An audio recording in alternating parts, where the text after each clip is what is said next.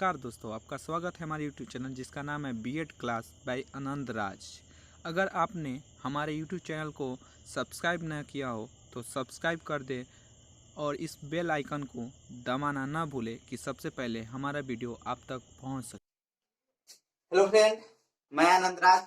आइए हम कल आपको पढ़ा दिए थे प्रकाश के परावर्तन पार्ट 3 तक पढ़ा दिए थे। आज हम लोग पार्ट 4 देखेंगे जिसमें हम देखेंगे गोलीय दर्पण स्फेरिकल मिरर। कल हम पार्ट 3 में आपको बताए हुए थे कि समतल दर्पण क्या होता है, दर्पण क्या होता है, इसके बारे में हम बताए हुए थे। अब हम आज देखेंगे कि गोलीय दर्पण क्या होता है। देखिए, गोलीय दर्पण क्या होता है कि वैसा दर्पण जिसका परावर्तक सतह क्या हो, किसी खोखले गोला का भाग हो। मतलब खोखले गोले का भाग कहने का मतलब हुआ, देख लीजिए ये गोला हो गया, ये क्या है, खोखला गोला हुआ है, तो किसी खोखले गोला का एक भाग हो, मतलब क्या हो, भाग हो, इसी को हम लोग क्या बोलते हैं, गोलीय दर्पण कहते हैं। आइए हम गोलीय दर्पण का डिफिनीशन लिखते हैं कि वैसा दर्पण जिसका परावर्तक सतह किसी खोखले गोले का भाग, मतलब कहने का मतलब है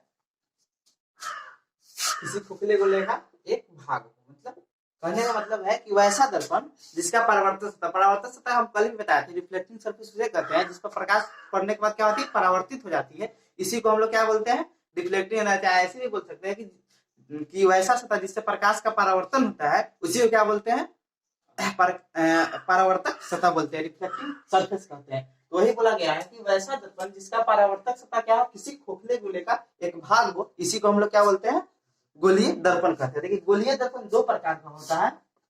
गोलीय दर्पण दो प्रकार का होता है। एक होता है अवतल दर्पण जिसे हम लोग कनिकेव मिरर कहते हैं। दूसरा होता है उत्तल दर्पण जिसे हम लोग कॉन्वेक्स मिरर कहते हैं। मतलब गोलीय दर्पण कितने प्रकार का होता है, दो प्रकार का होता है। एक होता है क्या, अवतल दर्पण जिसे कॉन्केव मिरर कहते हैं। दूसरा क्या होता है, उत्तल दर्पण जिसे हम लोग कन्वेक्स मिरर कहते हैं। आइए अब हम बताते हैं कि अवतल दर्पण किसे कहते हैं। देखिए, अवतल दर्पण क्या होता है कि वैसा दर्पण जिसका परावर्तक सतह क्या हो, कि धंसा हो, मतलब वैसा गोलीय दर्पण जिसका परावर्तक सतह क्या हो, धंसा हो, उसी को हम लोग क्या बोलते हैं, अवतल दर्पण कहते हैं। मतलब इसका डेफिनेशन आप लिख लीजिए कि वैसा परावर्तक सतह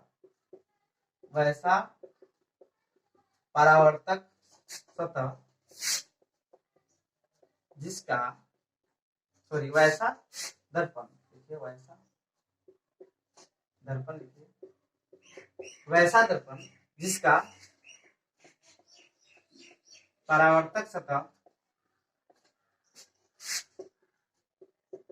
धंसा हो उसे अवतल दर्पण कहते हैं। इसका एक और डिफिनीशन है। इसका एक और डिफिनीशन क्या है कि कोई भी कांच के जो बाहरी जो उसका पृष्ठ होता है उसको हम कलई कर देते हैं, मतलब रजित कर देते हैं, मतलब चांदी के प्लस से उसको कलई कर लेपित कर देते हैं, तब किसका निर्माण होता है, अवतल दर्पण का। तो इसका आप एक और डिफिनीशन लिख सकते हैं कि कांच के टुकड़े के बाहरी, कांच के टुकड़े के मतलब और में या में कांच के टुकड़े के बाहरी सतह को रजतीत या कलई करने पर अवतल दर्पण का निर्माण होता है। यहाँ बोला गया है, दूसरा डिफिनेशन क्या है कि कांच के टुकड़े को बाहरी सतह को रजतई, मतलब होता है चांदी का जो होता है उसे लेपित करना, उसी को रजतई बोलते हैं। कि रजतई या कलई करने पर, मतलब इसको लेपित करने पर अवतल दर्पण का निर्माण है। देखिए, अवतल दर्पण हम बताते हैं आपको रियल लाइफ में जो यूज करते हैं आप अवतल दर्पण, आप उसका यूज कर सकते, देख सकते हैं अपने दैनिक जीवन में। देखिए ये हमारा चम्मच है, देखिए इसका परावर्तक सतह, देखिए इसका परावर्तक सतह इधर से धंसा हुआ है। ये परावर्तक सतह क्या धंसा, यही अवतल दर्पण का काम करता है। आप इसमें देखिएगा, इसका हम जब गुण बताएंगे कि अवतल दर्पण में क्या क्या गुण है, तो वहां पे आप देखिएगा कि जो अवतल दर्पण है यही अवतल दर्पण का निर्माण करता है, ठीक। क्योंकि इसका परावर्तक सतह क्या है, धंसा हुआ है, इससे इस पर प्रकाश पड़ेगा तो रिफ्लेक्टिंग करता है, यही परावर्तक सतह होता है।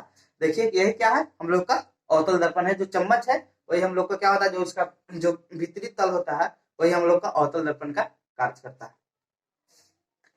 अब देखते हैं, अब एक चीज आप लिखिएगा, नोट में लिख सकते हैं, नोट में यहाँ लिख लीजिए आप कि अवतल दर्पण में प्रकाश का परावर्तन उसके भीतरी सतह से होता है।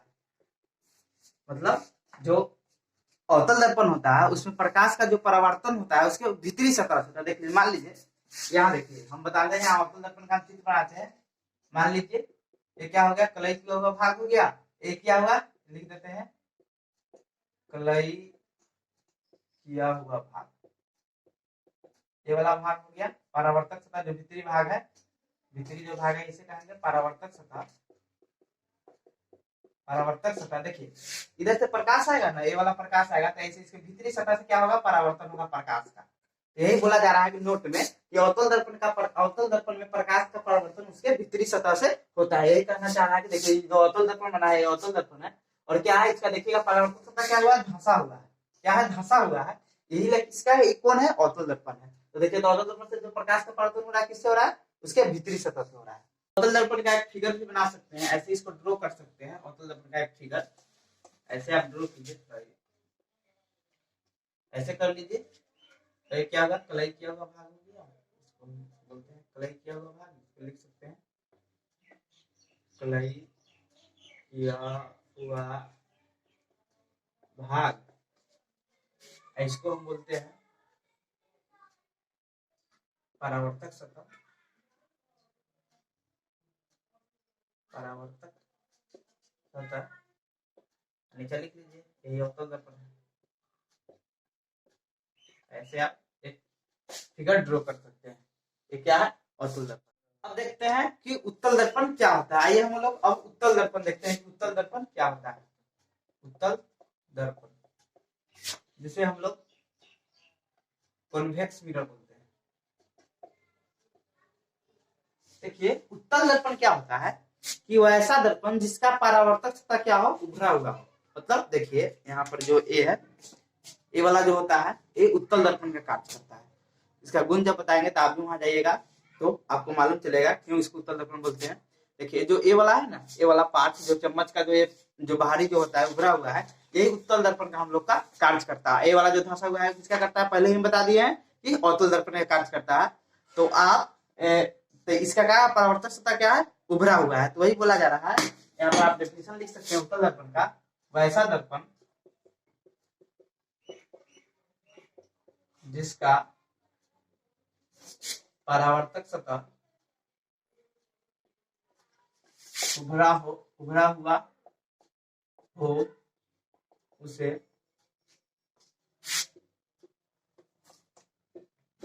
उत्तल दर्पण कहते हैं।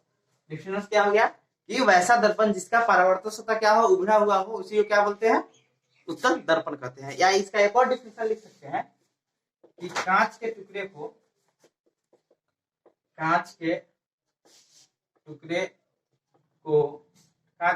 के भीतरी सतह को रजतीत या कलई करने पर,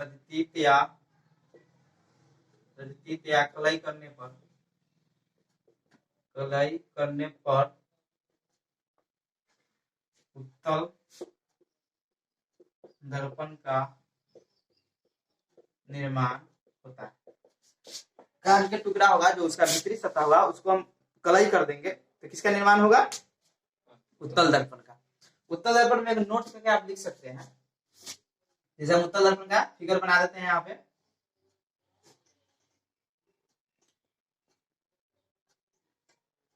देखिए ये हो गया कलाई किया हुआ भाग, कलाई किया हुआ भाग। ये हमारा हो गया परावर्तक सतह, परावर्तक सतह। और यहाँ आप लिख सकते हैं उत्तल दर्पण। क्या हो गया? उत्तल दर्पण। आप उत्तल दर्पण में एक नोट लिख सकते हैं कि उत्तल दर्पण में प्रकाश का परावर्तन उसके बाहरी सतह से होता है, उसके बाहरी सतह से होता है। देखिए इसमें प्रकाश का परावर्तन होगा। हम जानते हैं कि प्रकाश कहाँ पड़ता है? परावर्तक सतह पर पड़ता है। जो परावर्तक सतह क्या है? बाहर वाला तल है। क्या बोलेगा कि उत्तल दर्पण में जो प्रकाश का जो परावर्तन होता है उसके बाहरी सतह, जैसे प्रकाश आएगा तो ऐसे उसका परावर्तन होगा, ठीक है। और अवतल दर्पण में क्या था? उसके भीतरी सतह से परावर्तन होता था। परावर्तक सतह का काम क्या है? कि उससे प्रकाश का परावर्तन। आइए दोस्त, हम आपको बता दिए थे कि अवतल दर्पण किसे कहते हैं, उत्तल दर्पण किसे कहते हैं, इसका पहचानने का भी तरीका बता दिए थे कि जिसका परावर्तक सतह क्या हो? धंसा हो, उसे हम क्या बोलते हैं? अवतल दर्पण। जिसका परावर्तक सतह क्या हो? उभरा हुआ हो, उसे क्या बोलते हैं?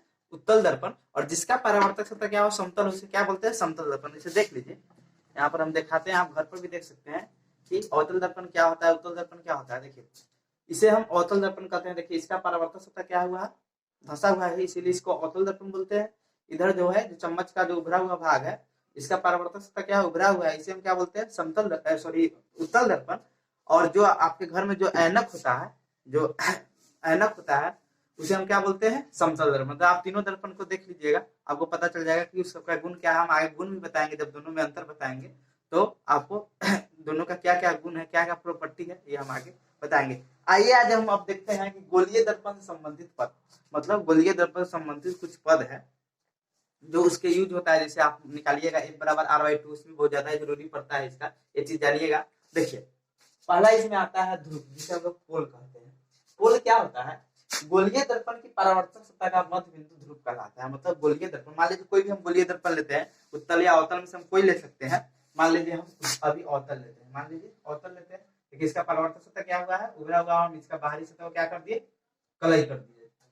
तो ये देखिए इसका जो परावर्तक सतह हुआ, इसी का जो मध्य बिंदु होता है, मान लीजिए यही मध्य बिंदु है, इसी को हम लोग क्या बोलते हैं? ध्रुव कहते हैं। इसे हम किस से डिनोट करते हैं?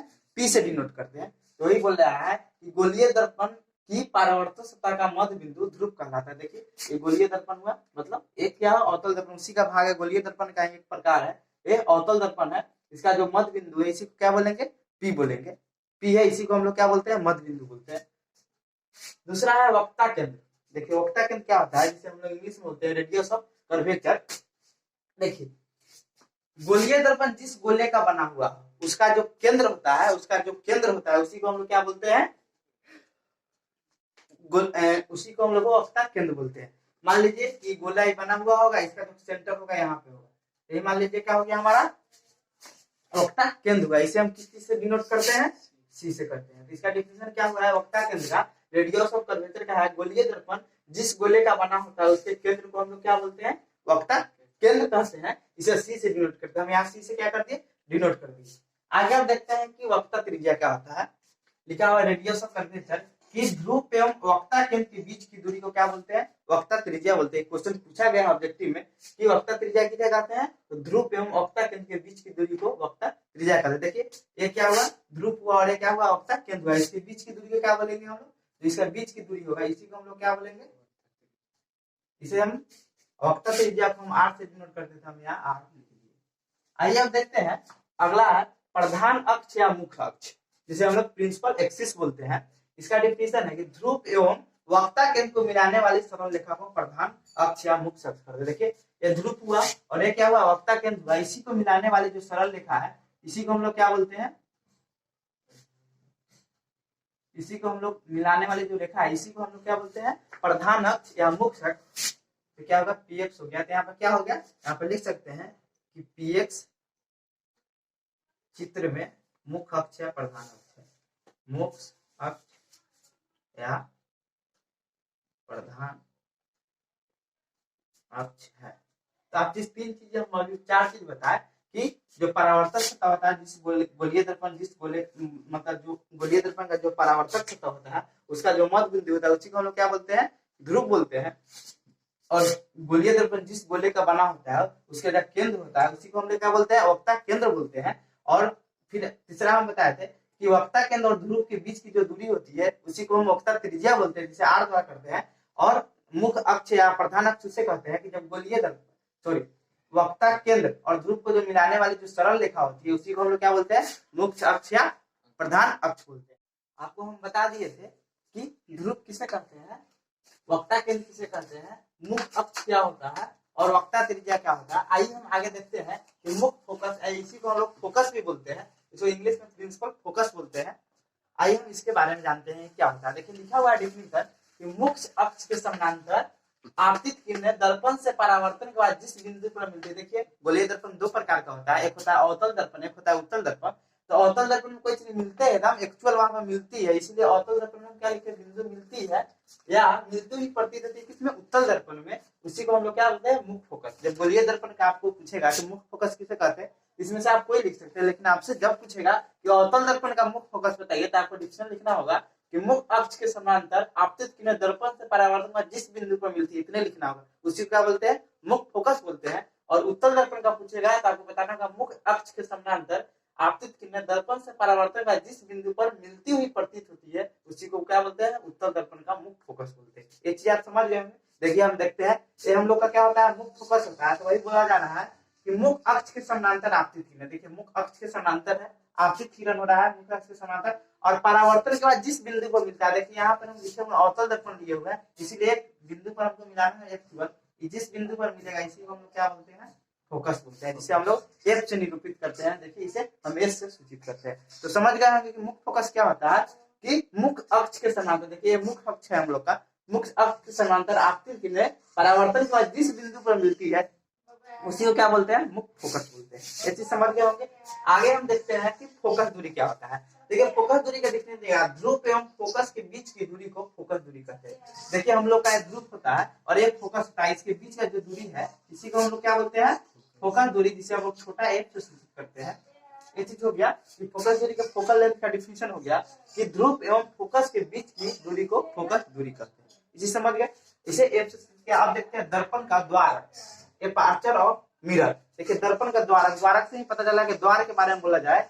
देखिए तो गोलीय दर्पण की परावर्तन सतह के व्यास को दर्पण का द्वारक करते हैं। मतलब गोलीय दर्पण का जो परावर्तक सतह होगा इसका जो व्यास होता है, ये वाला जो व्यास है, ये वाला जो व्यास है इसी को हम लोग क्या बोलते हैं, दर्पण का द्वारक कहते हैं। देखिए अब हम एक चित्र के माध्यम से उसी चीज को रिपीट करते हैं कि आप चित्र के माध्यम से इसे 2-3 बार बनाइएगा तो आपको भी याद हो जाएगा। आइए हम चित्र के माध्यम से बनाते हैं। देखिए हम एक अवतल दर्पण लेते हैं, हम एक अवतल दर्पण ले लिए, बाहरी था क्या कलई किया हुआ है, ये वाला हो गया हमारा परावर्तक सतह। तो आप देखते हैं तो पहला ध्रुव था, ध्रुव किसे कहते हैं, तो मतलब गोलीय दर्पण का जो मध्य बिंदु होता है, जो परावर्तक सतह का जो मध्य बिंदु होता है उसी को हम लोग क्या बोलते हैं, ध्रुव बोलते हैं। तो ध्रुव पे क्या होगा, पी हो गया। आगे देखते हैं कि गोलीय दर्पण जिस गोले का बना होता है उसका जो केंद्र होता है, केंद्र बिंदु है, तो उसी को हम क्या बोलते हैं, वक्ता केंद्र बोलते हैं। तो वक्ता केंद्र यहाँ मान लीजिए गोलीय दर्पण गोले पे बना होगा, इसका केंद्र होगा, तो क्या हो गया हम लोग का वक्ता केंद्र होगा, जिसे हम लोग सी से सूचित करते हैं। अब होता है वक्ता त्रिज्या क्या होता है, तो वक्ता केंद्र और वक्ता और ध्रुव के बीच की जो दूरी होती है इसी को हम लोग क्या बोलते हैं, वक्ता त्रिज्या बोलते हैं। ये क्या हो गया, वक्ता त्रिज्या हो गया, जिसे हम लोग आर से सूचित करते हैं। आगे था कि मुख्य अक्ष किसे कहते हैं, तो देखिए वक्ता केंद्र और ध्रुव को मिलाने वाली जो सरल रेखा होती है इसी को हम लोग क्या बोलते हैं, मुख्य अक्ष बोलते हैं या प्रधान अक्ष बोलते हैं। ये चीज हो गया। अगला था हम लोग का कि से मुख्य अक्ष के समानांतर आपतित किरणें, मतलब मुख्य फोकस या फोकस था, इसका डेफिनेशन है कि मुख्य अक्ष के समानांतर आपतित किरणें परावर्तन के बाद जिस बिंदु पर मिलती है, यहाँ पर हम अवतल दर्पण लिए है इसलिए मिलती है, वही उत्तल दर्पण लिए रहता है तो मिलती हुई प्रतीत होती है। तो यहाँ पे लिखना हुआ मिलती है, तो मान लीजिए मुख्य अक्ष के समानांतर आपतित किरण हुआ, दर्पण को मान लीजिए इस बिंदु पर मिला, जिस बिंदु पर मिलेगा इसी को हम लोग क्या बोलते हैं, मुख्य फोकस बोलते हैं, इसी को फोकस भी कहते हैं। तो क्या हो गया, हम लोग का मुख्य फोकस हो गया। अब अगला जो था फोकस दूरी था, तो फोकस दूरी क्या था, मुख्य फोकस और ध्रुव के बीच की दूरी को हम लोग फोकस दूरी कहते हैं। इस दोनों के बीच की जो दूरी है इसी को हम लोग क्या बोलते हैं, फोकस दूरी। से छोटा एफ से हम सूचित करते हैं। अब था दर्पण का द्वारक, तो मतलब जो परावर्तक, कोई भी दर्पण का जो परावर्तक सतह होता है उसी का जो व्यास होता है, परावर्तक सतह के व्यास को हम लोग दर्पण का द्वारक कहते हैं। इसी को हम लोग दर्पण का द्वारक कहते हैं। मान लीजिए कि एम एन क्या होगा, दर्पण का द्वारक। तो यहाँ पर लिख सकते हैं कि पी यहाँ पर क्या है, ध्रुव है, सी क्या है, वक्ता केंद्र है, आर क्या है, वक्ता त्रिज्या है। फिर आप लिख सकते हैं कि एफ क्या है, मुख्य फोकस है। फिर आप लिख सकते हैं कि एक्स क्या है, मुख्य अक्ष या प्रधान अक्ष है, मुख्य अक्ष या प्रधान अक्ष है, प्रधान अक्ष है। फिर आप लिख सकते हैं कि छोटा एफ जो है फोकस दूरी है। फिर उसके बाद आप लिख सकते हैं एम एन दर्पण का द्वारक है, दर्पण का द्वारक द्वारक। फिर ये चीज हो गया। आप ये चीज को आप 2-3 बार आप बनाइएगा तो आपको ये चीज याद हो जाएगा। हम इसको हम उत्तल दर्पण में दिखा सकते हैं। देखिए उत्तल दर्पण में अब इसको ऐसे दिखाइएगा, उत्तल दर्पण में आप इसको ऐसे दिखाइए। मान लीजिए ये क्या होगा कि ये परावर्तक सतह क्या होगा, भीतर क्या है, उभरा हुआ है। परावर्तक सतह कलई हुआ भाग है, ये परावर्तक सतह क्या हुआ, उभरा हुआ है, इसीलिए क्या है, अवतल दर्पण है। तो मान लीजिए इसका सेंटर यहाँ पर है, मान लीजिए यहाँ पे है, और एक क्या हुआ, इसका मध्य बिंदु हो गया। इसमें भी आप दिखा सकते हैं मध्य बिंदु हो गया, सेंटर सी हो गया, जिसे हम लोग वक्ता केंद्र बोलते हैं। इस दोनों के बीच की जो वक्ता केंद्र और ध्रुव के बीच की जो दूरी होती है इसी को हम लोग क्या बोलते हैं, वक्ता त्रिज्या बोलते हैं। तो इसके बीच की जो दूरी है इसी को हम क्या बोलेंगे, वक्ता त्रिज्या बोलेंगे। और ध्रुव और वक्ता केंद्र को मिलाने वाली सरल रेखा को हम लोग क्या बोलते हैं, मुख्य अक्ष या प्रधान अक्ष बोलते हैं, जिसे हम पीएक्स पर रखते हैं। ये हो गया। अब इसके बाद हम लोग मुख्य अक्ष के समानांतर, देखिए इसके समानांतर हम प्रकाश को आपतित किए, और परावर्तन के बाद क्या है कि ये हमको इधर, परावर्तन के बाद इधर आएगा, लेकिन हमको प्रतीक क्या हो रहा है कि यहाँ पर आएगा, यहाँ पर मिलेगा। मतलब मुख्य फोकस यहाँ पर हो गया, मतलब मिलती हुई क्या हो रही है, प्रतीत हो रही है। इसी को क्या बोलेंगे हम लोग, मुख्य फोकस बोलेंगे। और ध्रुव और मुख्य फोकस के बीच की जो दूरी होगी, जो इसके बीच में जो दूरी है इसी को हम लोग क्या छोटा एफ से दिखाते हैं। तो ये चीज हो गया, एम क्या होगा, दर्पण का द्वारक हो गया। तो यही चीज हम उत्तल दर्पण में भी देख लिए, अवतल दर्पण में भी देख लिए। ये चीज आप 2-3 बार आप रिपीट कीजिएगा तो आपको ये चीज याद हो जाएगा। यही चीज था, ये चीज आप याद कर लीजिएगा। याद करना कुछ नहीं है, सिर्फ फिगर को आप ध्यान में रखिएगा। तो आपको एक बार हम रिपीट कर देते हैं कि दर्पण का जो मध्य बिंदु होता है उसे ध्रुव बोलते हैं। जो वक्ता केंद्र, जो इसका सेंटर होता है, जो दर्पण का जो सेंटर होता है उसे वक्ता केंद्र कहते हैं। वक्ता केंद्र और ध्रुव के बीच की दूरी को वक्ता त्रिज्या बोलते हैं। मुख्य अक्ष के समानांतर आपतित किरण जिस बिंदु पर मिलती है उसे मुख्य फोकस बोलते हैं। और मुख्य फोकस और ध्रुव के बीच की दूरी को फोकस दूरी कहते हैं। और दर्पण का जो परावर्तक सतह का जो व्यास होता है उसी को हम लोग द्वारक कहते हैं। आइए अब हम अवतल दर्पण एवं उत्तल दर्पण में अंतर देखते हैं कि दोनों में क्या अंतर होता है। देखिए इसका पहला अंतर क्या है कि अवतल दर्पण की परावर्तक सतह क्या होती है, धंसी होती है। मतलब अवतल दर्पण की जो परावर्तक सतह होती है वह क्या होती है, धंसी हुई होती है। देख लीजिए यही अवतल दर्पण, देखिए इसका परावर्तक सतह क्या हुआ, धंसी हुई है। आप देखिए घर पर आप चम्मच में देखिएगा तो इसमें क्या होगा कि आप देखिए कि धंसा हुआ है और इसमें उल्टा प्रतिबिंब बनेगा। हम आगे बताएंगे जो इसका अंतर है उसमें बताएंगे कि अवतल दर्पण में कैसा प्रतिबिंब बनता है, उल्टा एवं सीधा बनता है। तो आप देखिएगा इसका परावर्तक सतह क्या हुआ है, धंसा हुआ है। इधर देखिए उत्तल दर्पण की परावर्तक सतह उभरी होती है। जो उत्तल दर्पण होता है उसका जो परावर्तक सतह क्या होता है, उभरा हुआ। देखिए उत्तल दर्पण है, इसका परावर्तक सतह क्या हुआ, उभरा हुआ। इसी को क्या बोलते हैं, उत्तल दर्पण कहते हैं। आगे है कि दूसरा पॉइंट है कि अवतल दर्पण का फोकस वास्तविक होता है। हम पहले ही बताए थे जो अवतल दर्पण का जो फोकस होता है वो क्या होता है, वास्तविक होता है। इधर है कि उत्तल दर्पण का फोकस काल्पनिक या आभासी होता है। मतलब उत्तल दर्पण का जो फोकस होता है उसका हम कल्पना सिर्फ करते हैं कि यहाँ बन रहा है, आभासी या काल्पनिक होता है। लेकिन जो वही अवतल दर्पण का फोकस क्या वास्तविक रियल पूरा होता है कि यहाँ पर बनता है। तीसरा है कि अवतल दर्पण की फोकस दूरी है वक्र त्रिज्या ऋणात्मक। आपसे एकदम क्वेश्चन पूछा जाता है कि अवतल दर्पण की जो फोकस दूरी होती है या वक्र त्रिज्या होती है, दोनों क्या होती है, ऋणात्मक होती है। और वही उत्तल दर्पण की फोकस दूरी तथा वक्र त्रिज्या क्या होती है, धनात्मक होती है। आगे देखते हैं, चौथा है अवतल दर्पण में वास्तविक एवं आभासी दोनों प्रकार के प्रतिबिंब बनता है। उत्तल दर्पण में अवतल दर्पण में वास्तविक एवं आभासी मतलब वास्तविक रियल एवं वर्चुअल दोनों प्रकार का प्रतिबिंब बनता है। देखिए उसमें जो एक ही कंडीशन होता है जिसमें काल्पनिक प्रतिबिंब बनता है। देखिएगा जो हजामती दर्पण होता है उसमें किस दर्पण का उपयोग करते हैं हम लोग, अवतल दर्पण करते हैं। तो एक कंडीशन होता है जब हम ध्रुव और फोकस के बीच में जब कोई वस्तु को रखेंगे तब क्या होता है, काल्पनिक प्रतिबिंब बनता है। हम आगे जब बताएंगे जब इमेज फॉर्मेशन कैसे किस दर्पण में किस में कैसे इमेज फॉर्मेशन होता है तो आपको ज्यादा समझ आएगा। आप यहाँ देखिएगा कि जो अवतल दर्पण होता है उसमें वास्तविक आभासी दोनों प्रकार के प्रतिबिंब बनता है। देखिए एक चम्मच है, इसमें आप देखिएगा तो जो उभरा हुआ जो धंसा हुआ पार्ट है इसमें आप चेहरा देखिए तो उल्टा प्रतिबिंब बनेगा, क्योंकि ये अवतल दर्पण का कार्य करता है। तो अवतल दर्पण में वास्तविक पहले ही बताए थे वास्तविक प्रतिबिंब कैसा होता है, उल्टा होता है। तो आप यहाँ पर ऐसे भी कर सकते हैं कि अवतल दर्पण में वास्तविक और आभासी दोनों प्रकार का प्रतिबिंब बनता है। तो उत्तल दर्पण में सिर्फ काल्पनिक प्रतिबिंब बनता है। जो उत्तल दर्पण होता है उसमें काल्पनिक मतलब काल्पनिक प्रतिबिंब बनता है, सिर्फ कल्पना करते हो प्रतिबिंब का। आगे देखते हैं अवतल दर्पण में उल्टा एवं सीधा दोनों प्रकार का प्रतिबिंब बनता है। मतलब उल्टा एवं सीधा कहने का मतलब जब वास्तविक प्रतिबिंब बनेगा तो क्या होगा, उल्टा प्रतिबिंब बनेगा, और जब काल्पनिक प्रतिबिंब बनेगा तो कौन प्रतिबिंब बनेगा, सीधा प्रतिबिंब बनेगा। तो वही बोला जा रहा है कि अवतल दर्पण में उल्टा एवं सीधा दोनों प्रकार का प्रतिबिंब बनता है और उत्तल दर्पण में सिर्फ सीधा प्रतिबिंब बनता है। उत्तल दर्पण में क्या होता है, सीधा प्रतिबिंब बनता है। फिर आगे है कि अवतल दर्पण को आभासी दर्पण अवतल दर्पण को अभिसारी दर्पण कहते हैं। अभिसारी किरण पढ़ाए थे तो वही यहाँ पे है कि आप सिर्फ याद रखिएगा कि अवतल दर्पण को अभिसारी दर्पण कहते हैं, क्योंकि क्या करता है, प्रकाश को क्या करता है, एक जगह क्या करता है, केंद्रित करता है, सेंटर कर देता है। जब इसका हम उपयोग बताएंगे, अगला जो मेरा वीडियो आएगा उसमें हम उपयोग इसका बताएंगे, तो उसमें आप देखिएगा कि क्यों कहते हैं अभिसारी दर्पण। तो याद सिर्फ यहाँ पर रखिएगा अवतल दर्पण को अभिसारी दर्पण कहते हैं, तो वही उत्तल दर्पण को अपसारी दर्पण कहते हैं। उत्तल दर्पण को क्या बोलते हैं, अपसारी दर्पण बोलते हैं। यहाँ पे आप एक चीज देखिए, दोनों में आपको कंफ्यूजन होगा किसे हम अपसारी बोलेंगे। देखिए इसमें आप प पर ध्यान दीजिए और इसमें आप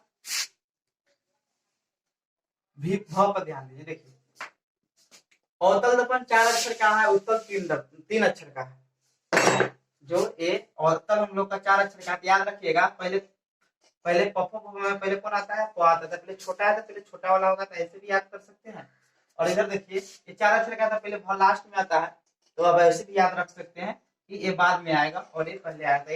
उत्तल दर्पण को अपसारी दर्पण कहते हैं और अवतल दर्पण क्या बोलते हैं, अभिसारी दर्पण बोलते हैं।